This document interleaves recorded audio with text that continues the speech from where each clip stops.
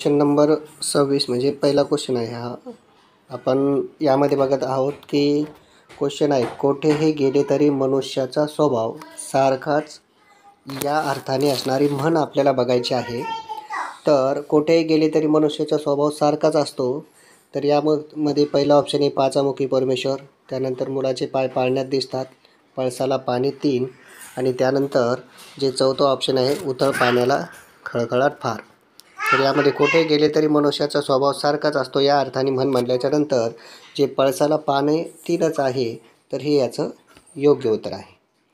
त्यानंतर पुढचा क्वेश्चन आहे की भुंगा या शब्दाला समानार्थी शब्द खालील पर्यायातून ओळखायचा आहे. आता भुंगा म्हटल्याच्या नंतर भुंग्याला जे समानार्थी शब्द आहे, तर समानार्थी शब्द कोणते आहेत? भुंगा, त्यानंतर भ्रमर, त्यानंतर मिलिंद, त्यानंतर अली, अशा प्रकारचे याला समानार्थी शब्द आहे. म्हणून यामध्ये बघा, भुंगा याला समानार्थी शब्द जर कोणता आहे, तर त्याचं उत्तर आहे अली. त्यानंतर पुढचा प्रश्न आहे 28 नंबरचा. या शब्दाला पर्यायी असलेला शब्द शोधा. एकदम सोपा क्वेश्चन आहे. लाकूड. लाकूड म्हटल्याच्या नंतर त्याला जे समानार्थी म्हणजे पर्याय आहे, तर ते उत्तर आहे खोड. त्यानंतर पुढचा क्वेश्चन आहे बघा, श्रेष्ठ शब्दाचा विरुद्धार्थी शब्द ओळखायचे. आता श्रेष्ठ म्हटल्याच्या नंतर श्रेष्ठ म्हणजे चांगला असं म्हणू शकतो आपण.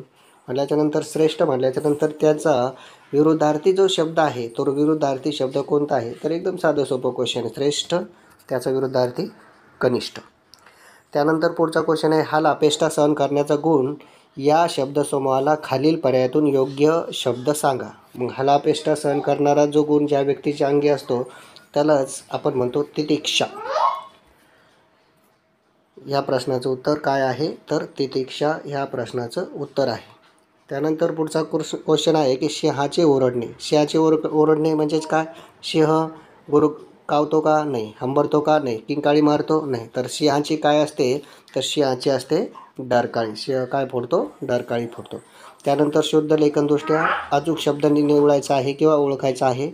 यामध्ये शब्द आहे मैत्री, आणि मैत्री म्हटल्याच्या नंतर पहिलंच ऑप्शन जे आहे, तर पहिलंच ऑप्शन हे योग्य ऑप्शन आहे. त्यानंतर त्यांनी शत्रूवरती हल्ला केला. रिकामी जागी योग्य शब्द निवडायचा आहे की त्यांनी शत्रूवरती हल्ला केला म्हटल्याच्यानंतर अवचित, अचानक, एकदम, झटकन असे 4 वेगवेगळे ऑप्शन आहे. यामध्ये योग्य ऑप्शन आहे अचानक. त्यानंतर पुढचा क्वेश्चन आहे पानिपतावर 1.25 लाख बांगडी फुटली. हे विधान शब्दशक्तीचा कोणता प्रकार आहे? तर ते सूचित करते. त्याचं योग्य उत्तर आपल्याला बघायचं आहे. आता यामध्ये बघा, शक्ती म्हटल्याच्या नंतर शब्दाच्या अंगी असणाऱ्या शक्ती 3 वेगवेगळ्या प्रकारच्या शक्ती असतात. अभिधा, त्यानंतर तुमच्यावाली त्यालाच वाच्यार्थ म्हणतात. व्यंजना त्यालाच व्यंगार्थ, लक्षणा त्यालाच लक्षार्थ असे म्हणतात. म्हणजे अभिधा म्हणजे काय? तर एखादं वाक्य आपण वाचल्याच्या नंतर त्याचा अर्थही तसाच असतो, त्याला अभिधा म्हणतात. त्याच्यानंतर व्यंजना किंवा व्यंगार्थ म्हणजे काय? की एखादं वाक्य वाचल्याच्या नंतर त्याचे 2 वेगवेगळे जर अर्थ असेल, तर 2 वेगवेगळे अर्थ असल्याच्यानंतर त्याला आपण व्यंजन असं म्हणू. लक्षात ठेवा. आणि त्यानंतर जो तिसरा शब्दाची शक्ती आहे तिला म्हणतात लक्षणाशक्ती. आता यामध्ये लक्षणाशक्ती म्हणजेच काय? की एखादी गोष्टही शक्य नसेल तर त्याला आपण म्हणू शकतो की लक्षणाशक्ती. मग यामध्ये काय सांगितलं बघा, की पानिपतावरती 1.25 लाख बांगडी फुटली. म्हणजे ही गोष्ट वास्तविक शक्य नाही, म्हणून याचा आपल्याला लक्षार्थ शब्दशक्तीनुसार लक्षार्थ लक्षात ठेवायचा आहे. म्हणून ही जी शब्दशक्ती आहे, तर शब्दशक्ती कोणती आहे? तर ही अभिधा नसून, व्यंजना नसून, लक्षणा हे या प्रश्नाचं योग्य उत्तर आहे. लक्षण इथं उत्तर दिलेलं, लक्षणा म्हणजे लक्षार्थ शक्ती. पानिपतावरती 1.25 लाख बांगडी फुटली. त्यानंतर पुढचा प्रश्न आहे की रामूला शेळीचे दूध आवडते. या वाक्यातील दूध हा शब्द व्याकरणिकदृष्ट्या काय दर्शवितो?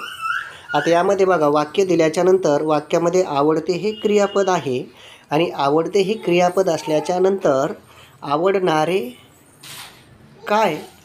जर या प्रश्नाचं उत्तर जर काय असेल तर ते आहे दूध, आणि दूध हे वाक्याचा कर्ता आहे. आवडते हे जे क्रियापद आहे, या आवडते क्रियापदाचा कर्ता कोण आहे? तर दूध आहे. आणि आवड हा जो धातू आहे, जसा शोभ धातू आकर्मक असतो, तसा आवड हा धातूही तुमचा एक अकर्मक आहे आणि अकर्मक असल्या कारणामुळे वाक्यातील कर्माचा तर प्रश्न नाही, परंतु वाक्यामध्ये आपल्याला विचारलेले की दूध हा वाक्याचा काय आहे, म्हणून आवड हे जे क्रियापद आहे त्या क्रियापदाचा तो कर्ता आहे. म्हणून हा जो प्रश्न आहे या प्रश्नामधील दूध काय आहे, तर दूध हा वाक्याचा कर्ता आहे. त्यानंतर पुढचा क्वेश्चन बघा. पुढील समूहातील न जुळणारा शब्द ओळखा. आता यामध्ये आपल्याला माहिती आहे मराठी भाषेवरती इतर भाषेंचा खूप प्रभाव आहे. इंग्रजी असेल, फारसी असेल, पोर्तुगीज असेल. तर यामध्ये समूहात न जुळणारा शब्द म्हणजे काही शब्द एका भाषेमधून आलेले आहे आणि एखादा शब्द वेगळा असणार आहे. तर यामध्ये आपल्याला माहीत आहे की पाव, साबण, हापूस हे सगळे पोर्तुगीज शब्द आहे आणि पोर्तुगीज शब्द असल्याच्यानंतर जो ऑफिस हा शब्द आहे तर हा ऑफिस शब्द इंग्रजी भाषेमधून आपल्याला घेतलेला आहे. म्हणून या प्रश्नाचं जे योग्य उत्तर आहे ऑफिस आहे. व्हिडिओ आवडला असेल तर सबस्क्राईब करा आणि जास्तीत जास्त विद्यार्थ्यांपर्यंत माहिती पोहोचवा.